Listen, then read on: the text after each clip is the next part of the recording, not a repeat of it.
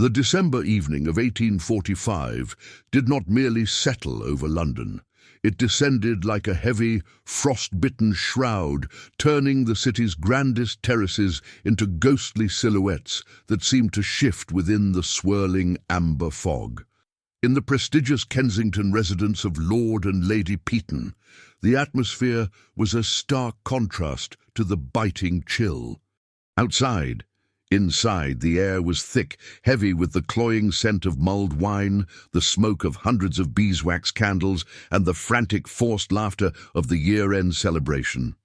For Lady Amelia Worthington, the 22-year-old daughter of the Earl of Rosebery, the warmth of the marble fireplace offered no comfort. Clad in an emerald silk gown that shimmered like a trapped jewel under the golden light of the chandeliers, she felt a different kind of cold, a chilling realization that her life was being measured in social transactions. The primary source of her dread manifested in the person of Earl Reginald Thornsby. At 43, Thornsby was a man whose physical presence was as oppressive as his reputation. With thinning hair carefully plastered across a perspiring scalp and a waistcoat that seemed to groan under the strain of his latest indulgences, he had spent the better part of the evening stalking Amelia through the ballroom. To the Earl, Amelia was not a person of intellect or spirit, but a strategic acquisition, a young, unmarried woman of impeccable lineage who would serve perfectly as his fourth wife. His presence was a constant looming shadow, his voice a nasal drone that cut through the orchestral music, demanding attention she was desperate to withhold. The social pressures of the matrimonial market in Victorian London were a subtle form of warfare. Every glance was a calculation, every dance a contract. Amelia, whose mind was more suited to the complexities of architectural history and estate management than the shallow rituals of the ballroom, found herself cornered. The heat of the room became a physical weight, pressing against her ribs, made worse by the tightening grip of a corset that felt like the very expectations of her class. When Thornsby's meaty hand reached out, intending to claim her for yet another exhausting dance, the instinct for self-preservation overrode every rule of propriety she had been taught since childhood. In a moment of uncharacteristic impulsiveness, Amelia seized a fur-lined cloak from a nearby chair and bypassed the central exit, choosing instead the French doors that led to the darkened terrace. The transition from the stifling heat of the gala to the sharp, crystalline air of the night was a shock to her lungs, but it brought a momentary sense of clarity. Behind her, the murmurs of confused guests and the indignant protests of Earl Thornsby echoed against the stone, but she did not stop. Her satin slippers, never intended for the rugged reality of a London street, skidded precariously on the frost-slicked pavement. The fog was her only ally, swallowing her form as she hurried toward the curb where a line of carriages waited, their drivers huddled in heavy wool coats, the horses, breath blooming in the cold air like plumes of white smoke. Panic is a powerful catalyst for change. Hearing Thornsby's voice growing louder, echoing from the terrace steps, Amelia did not wait for her own family's carriage. She yanked open the door of the nearest vehicle and threw herself into the darkness of the velvet-lined interior, pulling the door shut with a finality that seemed to vibrate through the carriage floor. As she pressed herself against the seat, her heart hammering a frantic rhythm against her chest, the scent of lavender and expensive leather greeted her. It was a space of temporary safety, yet it was not empty. From the shadows across the seat, a cheerful female voice broke the silence, noting with amusement that the intruder was certainly not Wilson, the expected footman. As Amelia's eyes adjusted to the dim light filtering through the carriage windows, she found herself face to face with a young woman her own age, Lady Beatrice Ashborne. Beatrice sat alone, a book resting in her lap, her eyes sparkling with a level of unconcealed mischief that Amelia found both startling and refreshing. The conversation that followed was not the stilted exchange of the ballroom, but a rapid-fire alignment of two spirits seeking something more than the roles assigned to them. Beatrice, with a sharp wit that spared no one, immediately recognized the situation. She knew Earl Thornsby, a man she described as someone who talked incessantly of prize-winning turnips and smelled of mothballs. In the shared sanctuary of the carriage, the barriers of formal introduction dissolved. Beatrice identified herself as the sister of the Duke of Ashborne, explaining that they were waiting for her brother Henry to extract himself from a tedious discussion regarding parliamentary procedure inside the very party Amelia had just fled. It was within this small, mobile room that a daring conspiracy was born. Beatrice Ashborne was a woman driven by a singular, desperate motivation. She was deeply in love with Lord Philip Ravenswood, a man her brother Henry had flatly rejected. Henry the Duke had spent the decade since their father's sudden death transformed by duty. He had inherited a crumbling estate and a mountain of debt at the age of 20, and through sheer, relentless willpower, he had saved the Ashborne legacy. But in doing so, he had become a man of stone, a guardian so obsessed with protecting his sister from the mistakes of the world that he had forgotten how to live for himself. Beatrice's proposal was as strategic as it was mad. She observed Amelia with an almost predatory gleam of intelligence, noting the younger woman's genuine interest in substantive topics, history, architecture, and the management of her father's affairs. Henry, too, was obsessed with the substance of things, currently buried in the restoration of the family's ancestral castle. Beatrice realized that if Henry could be distracted by a woman who matched his intellect, a woman who could make him see that life was more than a series of responsibilities, he might finally loosen his suffocating grip on his sister's life. As the carriage sat in the London fog, Beatrice presented Amelia with a choice that felt like a sign from Providence. She spoke of the London Preservation Society Symposium, an event Henry attended every year with religious devotion. It was a place for intellectuals, not debutantes. Beatrice offered Amelia an invitation, suggesting that if two compatible people were to meet in an environment of shared passion rather than the forced ritual of the dance floor, something genuine might ignite. Amelia looked at the card in her hand, the weight of the Ashbourne crest feeling heavier than the silk of her gown. She thought of the life that awaited her if she stayed on the path set by her father. And men like Thornsby, a life of decorative silence. The sound of heavy footsteps approached the carriage. It was the Duke, returning from the house. Beatrice's expression shifted instantly from a conspirator to a composed lady of the house. She urged Amelia to slip out the opposite door before Henry could see her, promising to send more details. As Amelia ducked behind the next carriage in line, she caught only a fleeting glimpse of the man she was now destined to distract, a tall, dark-haired figure with an air of controlled authority that seemed to command the very fog around him. He climbed into the carriage, and with a flick of the driver's whip, the vehicle disappeared into the night, leaving Amelia standing alone on the pavement. She was a lady of high birth, standing in the freezing dark, with a heart full of adrenaline and a pocket holding a secret membership to an architectural society. She felt the madness of the situation, the sheer audacity of agreeing to a matchmaking scheme with a woman she had known for less than 30 minutes. Yet, as she walked toward her father's townhouse, the echoes of Earl Thornsby's nasal calls fading into the distance, she realized that for the first time in her life, she was no longer just a spectator in her own story.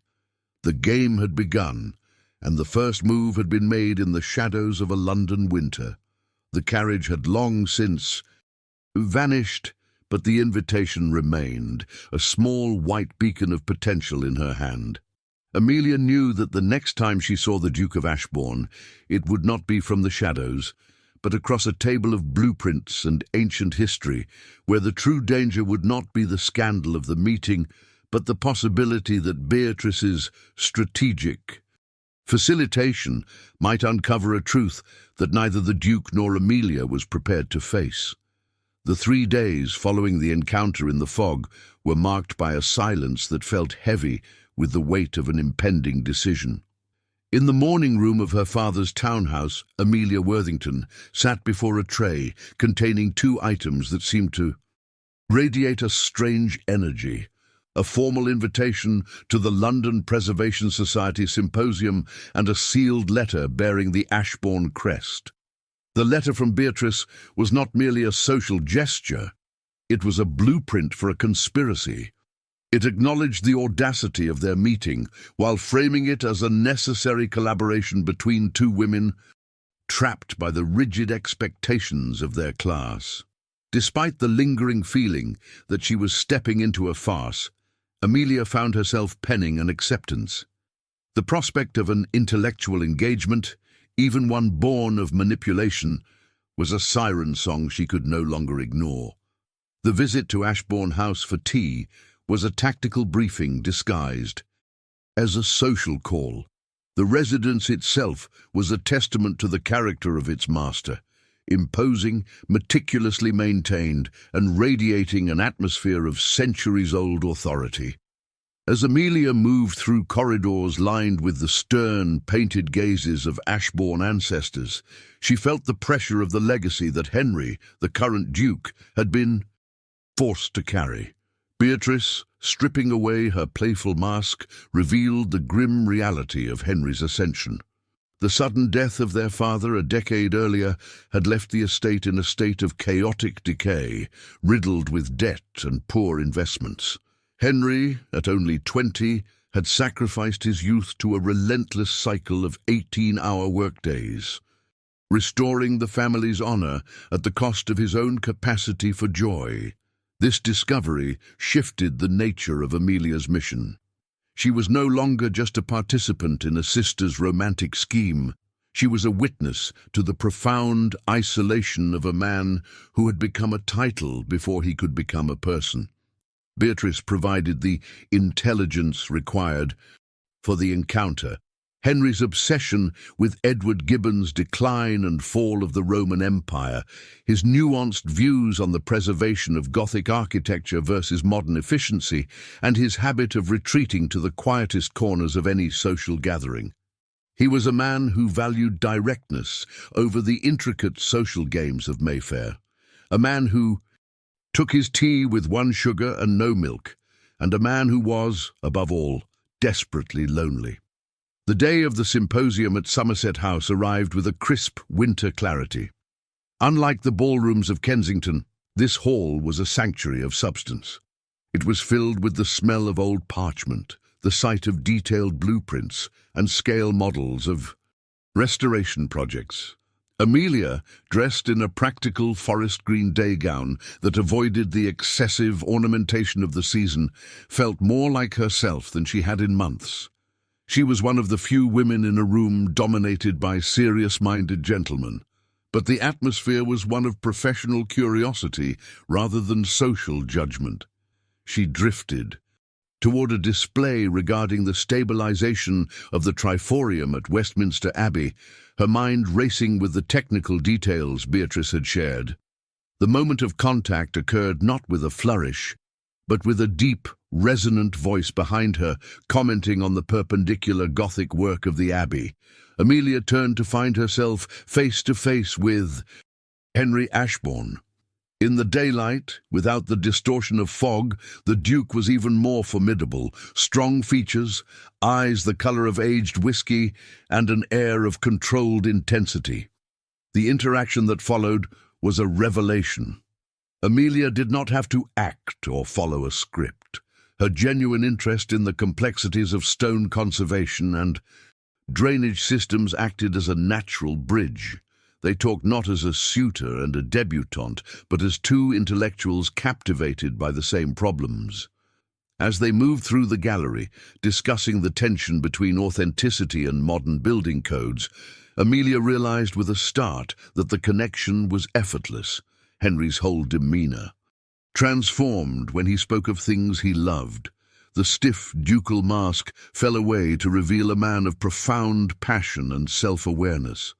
He was articulate and enthusiastic, yet he possessed a surprising vulnerability, admitting that he often felt less like a man and more like a walking repository of his family's resources. Amelia's intervention to rescue him from a tedious conversation with a railway investor only solidified their alliance, proving to Henry that she was someone who understood the unique burdens of his position. By the end of the afternoon, the strategic facilitation had yielded a result that surpassed Beatrice's wildest hopes. Henry, moved by the rarity of finding a woman who valued his mind over his title, asked for permission to call on Amelia properly. It was the triumph they had planned for, yet as Amelia watched him walk away, a cold spike of guilt pierced her excitement. She had successfully navigated the map Beatrice had drawn, but in doing so, she had created a bond that Henry believed was entirely organic. He saw her as the one person who truly understood him, unaware that she had arrived at their meeting armed with the very secrets of his soul. The victory felt hollow as she stood alone in the fading light of Somerset House. She had achieved the impossible. She had captured the interest of the most guarded duke in London, but the foundation of their connection was built on a landscape of hidden information and orchestrated circumstances. As she prepared for his first formal visit, a realization began to dawn on her that threatened to dismantle everything. The man she was supposed to be manipulating was no longer a target. He was becoming someone she could no longer bear to deceive, and the truth was a weapon that could destroy the very bridge she had worked so hard to build. The transition from the intellectual sanctuary of Somerset House to the domestic reality of her father's residence left Amelia in a state of profound disorientation. The success of the symposium was undeniable. She had achieved in one afternoon what dozens of society's most seasoned mothers had failed to do in years. She had captured the undivided attention of Henry Ashborne, not through the fluttering of a fan or a calculated dance, but through a genuine exchange of ideas. Yet the victory felt increasingly like a hollow structure, beautiful on the exterior, but lacking a solid foundation. The facts of the matter were clear. The Duke was intrigued, Beatrice was triumphant, and Amelia was now the custodian of a lie that grew heavier with every passing hour. In the days following the symposium, the psychological landscape of the conspiracy shifted. Beatrice appeared at Amelia's townhouse, no longer just a friend, but a commander reviewing the results of a successful reconnaissance mission. She was eager for every detail of the conversation, her eyes shining with the realization that her brother's rigid armor had finally been breached. To Beatrice, the plan was a masterpiece of strategic facilitation. She argued that no rules had been broken, as Amelia had not faked her interests, only ensured they were presented in the most effective light. She saw it as a victimless maneuver intended to secure the happiness of 4 different people. However, for Amelia, the discovery of Henry's true nature made the strategy feel increasingly like a betrayal. The information Beatrice continued to provide was no longer just helpful context. It felt like a violation of a man's privacy. Amelia learned of the specific fears that drove Henry's overprotectiveness. The memory of a young man standing amidst the ruins of a family legacy, watching his mother's grief and his sister's confusion, while he alone held the weight of their survival. She learned that his sternness was a shield, a wall he had built to ensure that no one under his care would ever experience the instability he had endured. Every fact Amelia uncovered about the Duke made her more aware of his nobility and, conversely, more ashamed of the deceptive circumstances of their meeting. As the scheduled Tuesday visit approached, the tension within the Worthington household reached a silent peak. Amelia spent hours in her father's library, surrounded by the very books on architecture and history that had facilitated her connection with Henry. She found herself unable to focus on the text, her mind instead replaying the moments at the symposium, the way Henry's eyes had brightened when she challenged his theories, the unexpected softness in his voice when he spoke of his isolation. She realized that she wasn't just distracting a duke, she was falling for the man beneath the title. This discovery turned the matchmaking scheme into a moral crisis. To continue the deception was to build a future on a fault line. To reveal the truth was to risk immediate and total rejection. The interaction with Beatrice took an even more intense turn when the younger woman began to suggest further strategic conversation management. She proposed that Amelia mention specific historical ruins in Yorkshire that Henry was considering for his next project, or that she subtly align her views on land reform with his progressive but fiscally conservative stance. It was at this moment that Amelia reached a breaking point. The realization hit her that she was no longer getting to know a person. She was studying a subject for an examination. The authenticity she had felt at the symposium was being systematically replaced by a script. The risk of the truth being discovered was high, but the risk of losing her own integrity was, to her, even higher. The atmosphere in London during that midwinter week seemed to mirror Amelia's internal state, grey, cold, and thick with hidden dangers. She watched the carriages pass outside her window, wondering how many other relationships in Mayfair were built on similar calculations. The matrimonial market was, as Beatrice had said, a barbaric business, but Amelia had believed she was different. Now she was the primary operator in a scheme more complex than any of the hawk-like mothers she had previously looked down upon. The weight of Henry's trust, which he had so cautiously extended during their talk in the alcove, felt like a physical burden on her shoulders. When Beatrice left after their final briefing, she left behind a list of Henry's vulnerabilities and preferences that read like a map of a fortress. But Amelia didn't want a map. She wanted the man. She recognized that the very qualities Henry admired in her, her directness, her intelligence, her lack of social artifice, were the very things she was currently betraying by participating in the scheme. If he loved her for being honest and substantive, that love was based on a fundamental misunderstanding of how they had met. Every moment of genuine connection was now tainted by the suspicion that it had been engineered. The day before the visit, Amelia made a definitive choice. She decided that the only way to save the connection was to risk destroying it. She would not follow Beatrice's new script. She would not use the advanced information she had been given about his Yorkshire projects or his favourite literary passages. Most importantly, she decided that she could not let another hour of their relationship pass without exposing the architecture of the deception. The suspense of the upcoming meeting was no longer about whether the Duke would like her, but about whether he could ever forgive her. As the clock in the hallway struck the hour, marking the final night before Henry's arrival, Amelia stood in the darkness of the drawing room. She looked at the invitation to the symposium, the catalyst for everything that had changed in her life. She was prepared to lose the man she had just begun to know, rather than keep him through a lie. The silence of the house felt like a countdown to a collision. She knew that the next afternoon would either be the beginning of a genuine life together, or the final time she would ever look into the eyes of the Duke of Ashborne.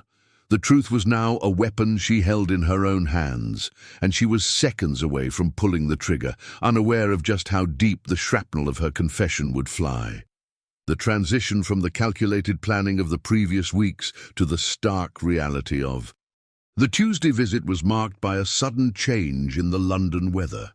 The crisp, crystalline frost of the symposium had vanished, replaced by a relentless grey rain that lashed against the windows of the Worthington townhouse, creating a rhythmic, percussive backdrop to Amelia's mounting anxiety.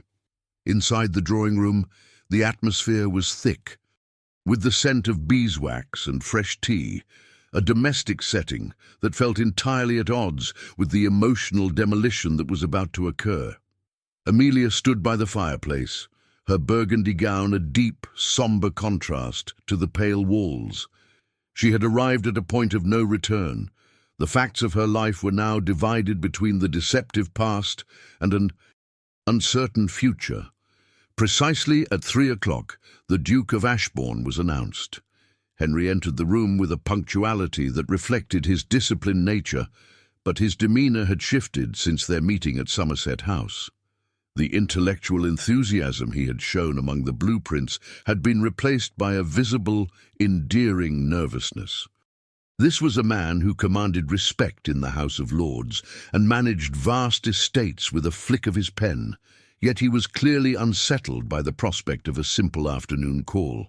He carried with him a sense of genuine hope, a belief that he had finally found a companion who saw the man behind the ducal robes. To Amelia, witnessing this, vulnerability made the necessity of her confession even more painful. The interaction began with the standard, stilted pleasantries of Victorian society, comments on the weather, the quality of the tea, and a brief mention of the ongoing restoration at Westminster. But as Henry leaned forward, his eyes reflecting a sincere desire to deepen their connection, Amelia felt the weight of the conspiracy become unbearable. She realized that every polite response she gave was another brick in a wall of lies. The suspense in the room reached a breaking point, not from what was being said, but from the words Amelia was holding back. The discovery of Henry's true character, his honesty, his burden, and his loneliness acted as the final catalyst for her decision. She interrupted a comment he was making about the preservation of medieval masonry, her voice steady despite the frantic beating of her heart. The shift in the room was instantaneous. The air seemed to grow colder as she began to systematically dismantle the narrative Henry believed they were sharing. She laid out the facts with clinical precision: the flight from the Piton ball, the accidental sanctuary of the Ashborne carriage, and the subsequent meeting with Beatrice. She did not omit the most damaging details: the tactical briefing at Ashborne House, the list of his favourite books, his specific views on architecture, and the orchestrated nature of their encounter at the symposium. As the confession unfolded, Amelia observed a devastating transformation in the Duke. The warmth in his expression vanished, replaced by a rigid, aristocratic mask of cold fury. It was a discovery of a different kind, not the man she had met at the symposium, but the Duke who had been forced to defend his family's legacy against a world of opportunists.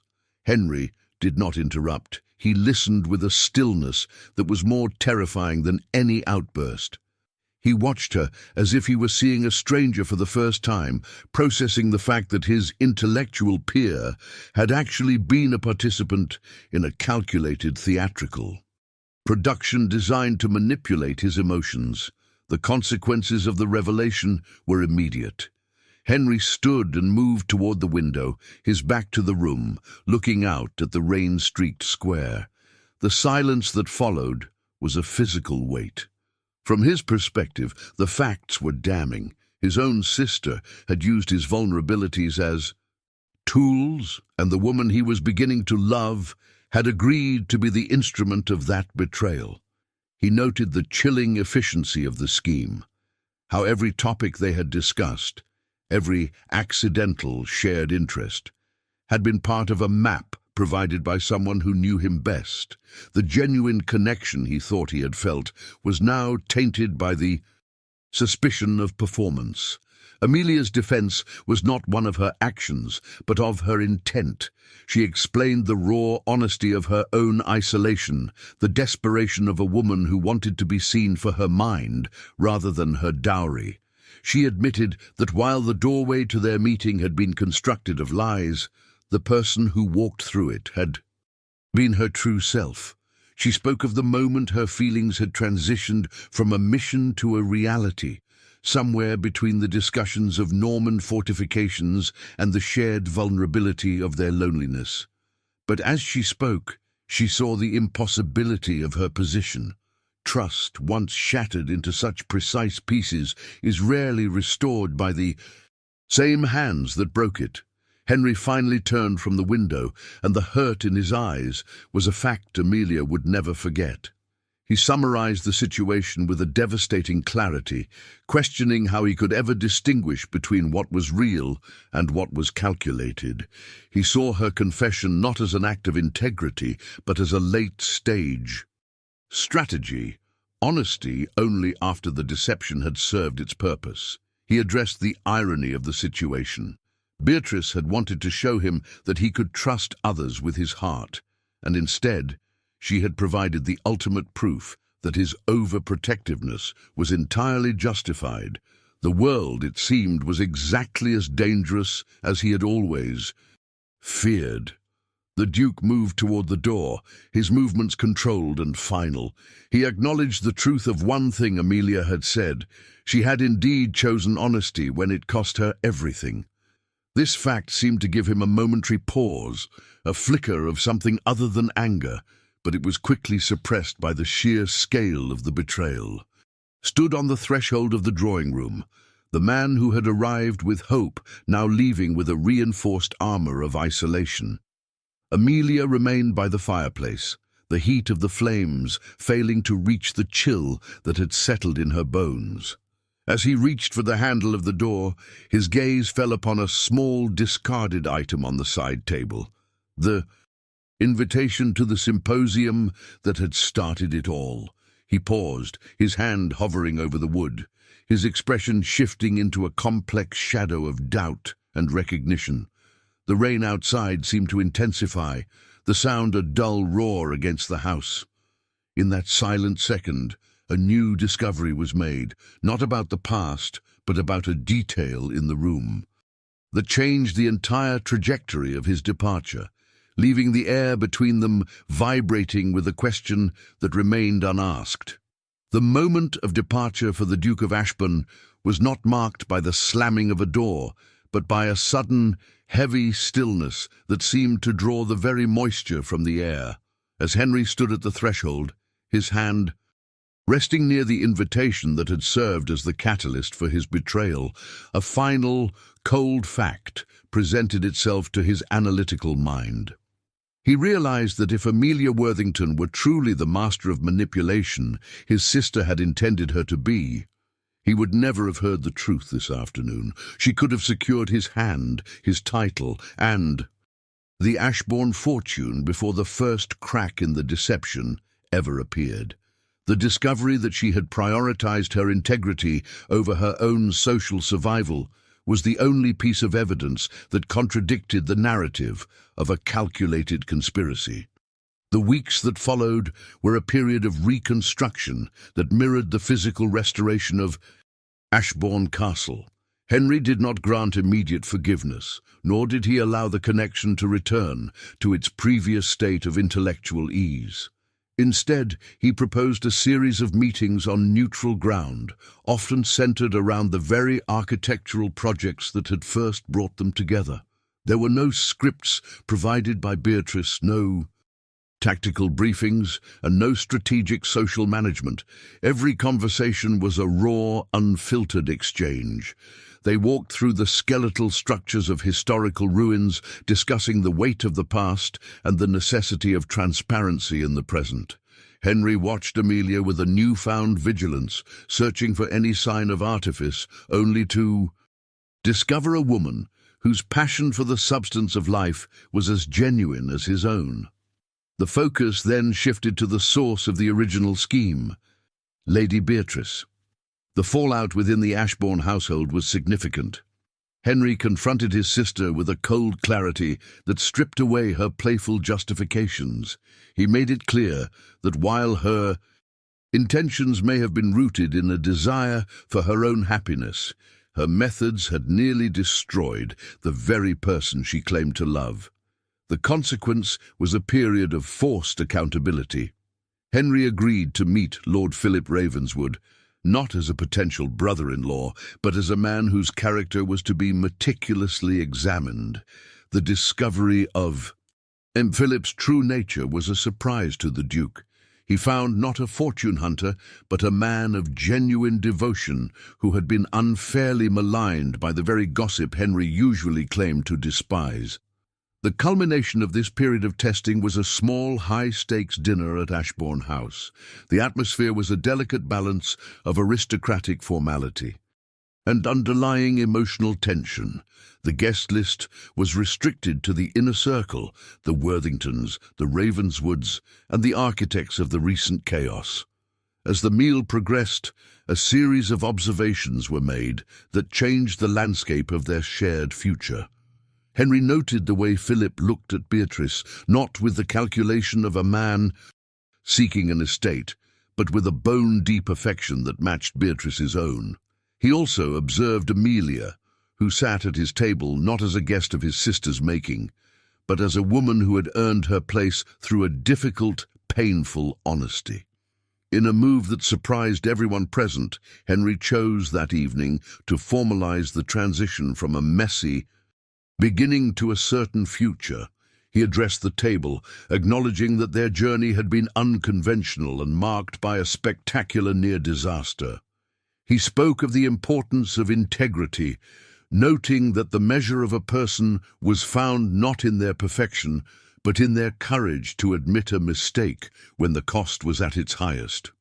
It was within this context that he presented Amelia with a sapphire ring, a gem that caught the candlelight with a deep, unwavering blue.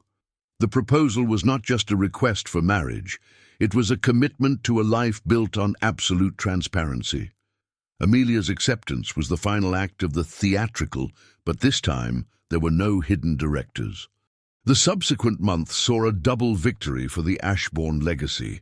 Henry granted his blessing to Beatrice and Philip, though it came with a strict 6-month period of financial oversight and a requirement for Philip to manage the Yorkshire properties. It was a test of responsibility that Philip embraced with a vigour that finally silenced Henry's doubts. The Duke had learned a fundamental fact of human nature, that protection can sometimes become a cage, and that the only way to truly safeguard those we love is to trust in the character we have helped them build. The walls he had constructed around his heart and his household began to serve as a foundation rather than a prison.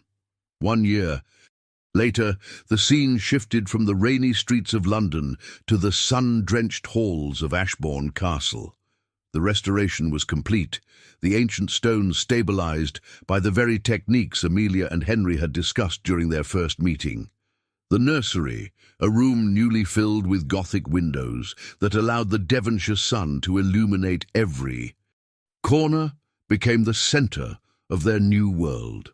Amelia stood by the cradle of their infant son Thomas, watching as Henry attempted to explain the complexities of buttressing and masonry to a sleeping child. It was a moment of profound, quiet contentment, a realization that the strategic facilitation of the past had led to a reality far more beautiful than any script Beatrice could have written. Beatrice, now Lady Philip Ravenswood, and heavily pregnant herself, visited the castle with a sense of triumphant satisfaction.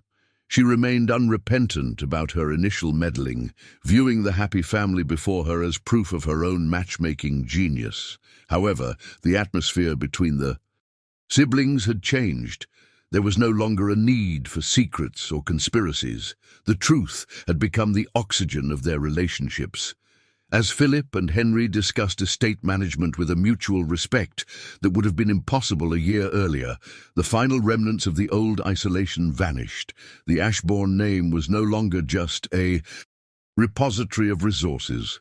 It was a living, breathing history of a family that had survived its own deceptions. As the afternoon sun began to set, casting long golden shadows across the restored battlements of the castle, Amelia and Henry stood together on the terrace.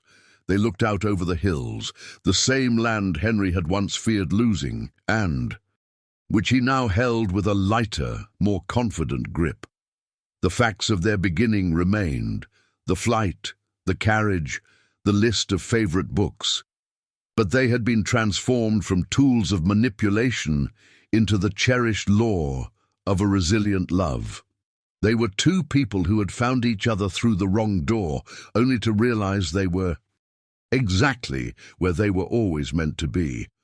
The story of the Duke and the Earl's daughter became a whispered legend in the ballrooms of London, a tale often told to young debutantes about the dangers of conspiracy and the power of honesty. But for those who lived within the walls of Ashbourne, it was simply the truth. They had learned that the most enduring structures are not built of stone and mortar, but of the courage to be seen as one truly is. As the last light of the day faded, leaving the castle a dark, strong silhouette against the stars, the air remained filled with the quiet certainty of a legacy that would never again be built on a foundation of shadows, leaving only the question of how many other lives might be changed if they dared to reveal the secrets hidden behind their own emerald silk and ducal robes. The end.